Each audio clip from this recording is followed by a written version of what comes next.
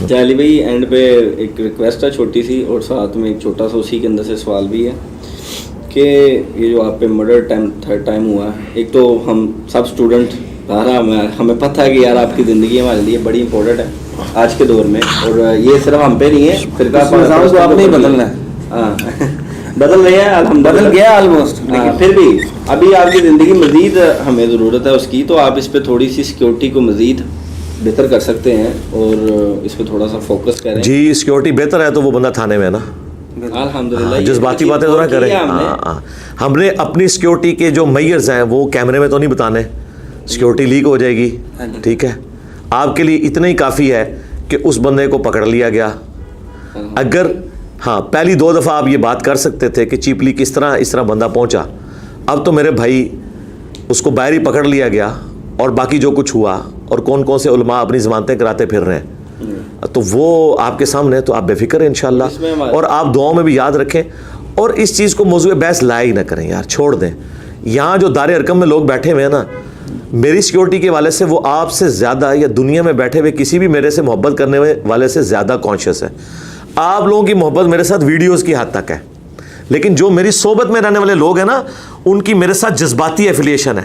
جس طرح ایک بھائی کی بھائی سے، ایک ماں کی بیٹے سے، ایک باپ کی بیٹے سے، ایک بیٹے کی باپ سے ہوتی ہے، اس جذباتی ایفیلیشن کا حصہ ابھی آپ کو حاصل نہیں ہے، کیونکہ آپ نے میرے ساتھ وقت نہیں نا گزارا ہوا. تو آپ یقین کریں کہ آپ میری سیکیورٹی کے لیے جتنے کانشیس ہیں نا، اس سے تھاؤزنڈز آف ٹائم وہ لوگ کانشیس ہیں اور وہ سمجھدار ہیں اور ان معاملات کو لے کے چل رہے ہیں. لیکن ہم اب کیمرے میں وہ چیزیں ڈسکلوز نہیں کر سکتے کہ ہم کیا کیا کر رہے ہیں. آپ بے فکر رہیں، اور انشاءاللہ تعالی ان چیزوں کو ڈسکس کرنے کی بجائے نا آپ دعاؤں کے اوپر زور رکھیں جو آپ کا کام ہے. آپ بے فکر رہیں، یہاں بہت ذمہ داری کے ساتھ کام ہو رہا ہے. ورنہ آپ یقین جانیں جس طرح پوری دنیا ایک بندے کے پیچھے پڑی ہوئی ہے، تو آپ دیکھیں کیا سے کیا ہو جائے. تو یہ اللہ تعالیٰ کی غیبی تائید بھی ہے. اور دیکھیں ہم نے کتنے بڑے میئرز لیے ہیں کہ ہم کسی پبلک گیدرنگ میں نہیں جاتے، کوئی اس طریقے سے ڈکلیئر موومنٹ نہیں کرتے، کسی انٹرنیشنل ٹور کے اوپر نہیں جاتے، بڑی ایک لمیٹڈ سی کنفائنڈ سی لائف گزار رہے ہیں. اور باقی جتنے ہمارے میئرز ہیں، CCTV کیمرہ والے ہوں، باقی جو اسلحے کے پوائنٹ آف ویو سے، وہ ساری چیزیں وہ ڈسکس کرنے کی ضرورت نہیں ہے. آپ بے فکر رہیں. اور آندہ بھی کوئی ہمارا گاہک آیا چوتھا، ہاں تو کوئی ویڈیو اس کے اوپر ریکارڈ نہیں ہونی. ہاں یہ تیسری ویڈیو بھی یقین کریں میں نے اسٹوڈنٹس کے شر سے بچنے کے لیے انورٹڈ کامہ میں ریکارڈ کی ہے. ادروائز مجھے ایک پرسن کو انٹرسٹ نہیں تھا کہ میں اس کے اوپر کوئی ویڈیو ریکارڈ کرواتا.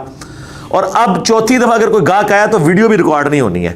ہم نے نا وہ پرانی ایک ویڈیو شیئر کرا دینی ہے کہ اس پہ آپ کیا کہتے ہیں، بھئی جو پہلے کہا وہ کہتے ہیں. رہ گی قانونی معاملات، تو سرکار وہ قانونی جو معاملات ہیں وہ دار ارکم نے دیکھنے ہیں.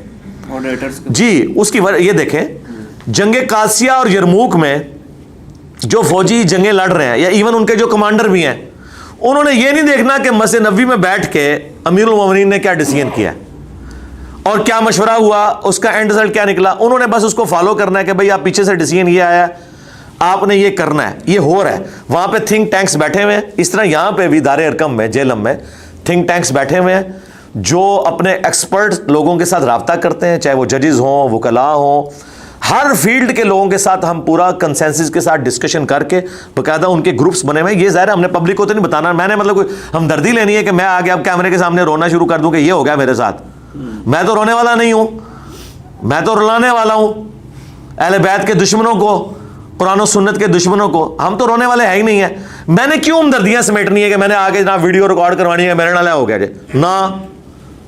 جس نے جو کرنا ہے وہ کر لے. اللہ کی مدد ہمارے ساتھ ہے انشاءاللہ تعالی.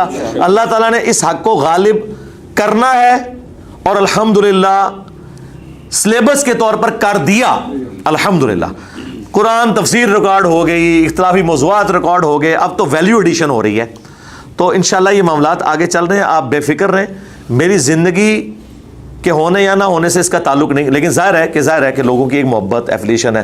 آپ اگر مجھ سے پوچھیں تو میں تو یعنی اگر نبی علیہ السلام کے زمانے میں ہوتا اور حضور مشورہ کر رہے ہوتے تو میں تو حضور سے کہتا یا رسول اللہ آپ اللہ کی آفر قبول کر لیں.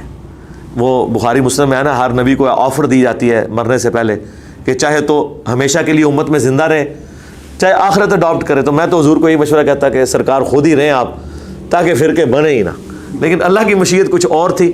تو خواہشات تو اور ہوتی ہیں، لیکن اللہ تعالیٰ نے لوگوں کو اٹھا کر باقی والے لوگوں کو آزمانا ہوتا ہے. دیکھیں مولا علی سے جب مسند ابی یعلا اور مستدل الحاکم میں ایک بندے نے کہا نا کہ حضرت آپ حدیث تو بیان کر رہے ہیں کہ ایک شخص جو ہے وہ نبی علیہ السلام نے فرمایا کہ اے علی بدبخت ترین شخص اس امت کا وہ ہوگا جس طرح قوم سمود کا وہ شخص تھا جس نے اونٹنی کو قتل کیا, میری امت کا وہ ہوگا جو تیرے سر کے خون سے تیری داڑھی کو رنگ دے گا.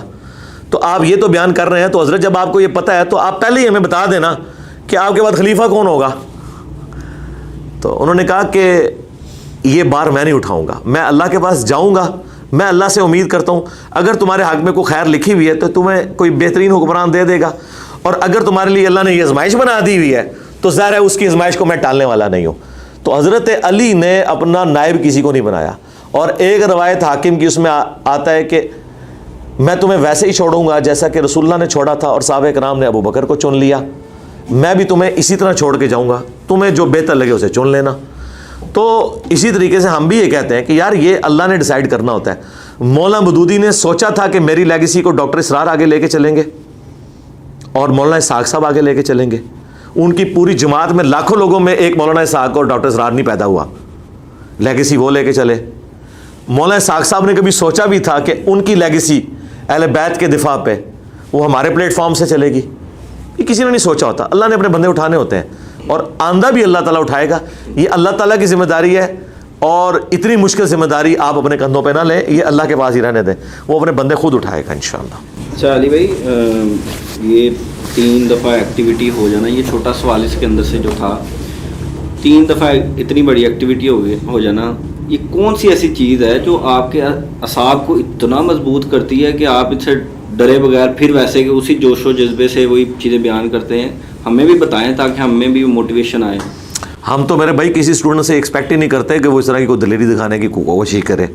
ہم کب کہہ رہے ہیں میرے بھائی توپ کے منہ کے آگے مجھے ہی رہنے دیں, ہاں آپ اس قسم کی کوئی حرکت نہ کریں, یہ سارا ملبہ میرے لیے رہنے دیں.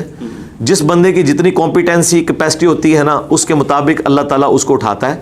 یہ انسان کی کوئی اپنی جرت نہیں ہوتی ہے, نہ میری اپنی کوئی جرت ہے. حالات و واقعات اللہ تعالیٰ خود پیدا کرتا ہے. ٹھیک ہے, شروع میں جو ہم باتیں بٹوین دا ورڈز کہتے تھے اور لوگ ڈرتے تھے, آج ہم اس سے کھل کر باتیں اوپنلی بیان کرتے ہیں اور لوگ کہتے ہیں بالکل علمی طور پہ بات بالکل ٹھیک ہے. کسی زمانے میں وہ گستاخی شمار ہوتی تھی, چاہے وہ توحید کے حوالے سے ہو, چاہے قبر پرستی کے حوالے سے ہمارا مقدمہ ہو, چاہے بنو امیہ کے حوالے سے ہو. تو آپ نے دیکھا وقت کے ساتھ ساتھ کتنا ہم نے حالات سازگار اللہ تعالیٰ نے بنا دیے, علمی اعتبار سے بھی اور ملکی اعتبار سے بھی. FATF کی برکت سے, ضرب عزب کی برکت سے, رد الفساد کی برکت سے, YouTube کی برکت سے لوگوں کے ذہن کھل گئے, اور مولویوں کی چولوں کی برکت سے لوگوں کو پتہ چلا یار یہ کون سا دین بیان کر رہے ہیں, یار کوئی لاجیکل بات ہی نہیں ہے. انجینئر صاحب تو ریفرنس کے ساتھ بات کرتے ہیں. تو اس لیے یہ اللہ تعالیٰ خود آپ کے اعصاب مضبوط کرے گا. اور دوسری بات ہے, یہ ہمارا بنیادی عقیدہ ہے. قرآن میں آیا ہے کہ جب موت کا وقت آ جاتا ہے تو نہ ایک لمحہ آگے ہوتا ہے نہ پیچھے. اس پہ بھی ویسے ہی عقیدہ رکھنا ضروری ہے جس طرح کہ اللہ کو ایک ماننا. تو سرکار پھر اب آپ ہم سے یہ کوشچن کیوں کرتے ہیں کہ آپ اللہ کو ایک کیوں مانتے ہیں؟ بھائی مانتے ہیں, دلائل کے ساتھ مانتے ہیں, بار بار تو یہ کوشچن نہ پوچھیں. اس طرح موت کا بھی ایک وقت مقرر ہے, یہ ہمارے عقیدے کا حصہ ہے, ہم مانتے ہیں. کم از کم یار میری شکل میں جو اللہ تعالیٰ نے آپ کے سامنے ایک چیز رکھی ہے کہ اللہ تعالیٰ نے اپنا وہ سارے کا سارا کام پورا کروایا الحمدللہ. 2017 میں جو مرڈر اٹیمپٹ ہے اس میں 25 سے 30 زخم دونوں ہاتھوں میں اس کے تھے اور ادھر اس کے سارے وار تھے. ایک ہی لگنے کی دیر تھی نا, اشارہ کٹ جاتی ہے. تو اور اس وقت میں بالکل نہتا تھا, عثمان بھائی میرے پاس تھے لیکن وہ بھی پیچھے تھے. مطلب وہ کس طریقے سے معاملہ ہوا وہ تو ویڈیو میں ریکارڈ ہے, لیکن ہم نے ذرا پبلک نہیں کی, وہ پھر ایک پینک پھیل جاتا ہے. تو 2017 کے بعد اس وقت تک ہمارے سبسکرائبر بمشکل ابھی 1 لاکھ تھے. اور سبسکرائبر ہونا تو اتنی بڑی بات نہیں ہے, ویورشپ کی آپ بات کریں اور دنیا میں بات پہنچنے کی. اس کے بعد سے پھر یہ سارے معاملات چلے اور آپ دیکھیں دعوت کتنی اس کی وجہ سے پھلی پھولی ہے. تو ہر شر میں سے خیر نکلتا ہے الحمدللہ. اس شر میں سے یہ خیر نکلا ہے کہ آپ کو یہ پتہ چل گیا ہے کہ یہ لوگ علمی دلائل میں مات ہو چکے ہیں اور کتنی نیچ حرکتوں کے اوپر جو ہے نا وہ اتر آئے ہیں.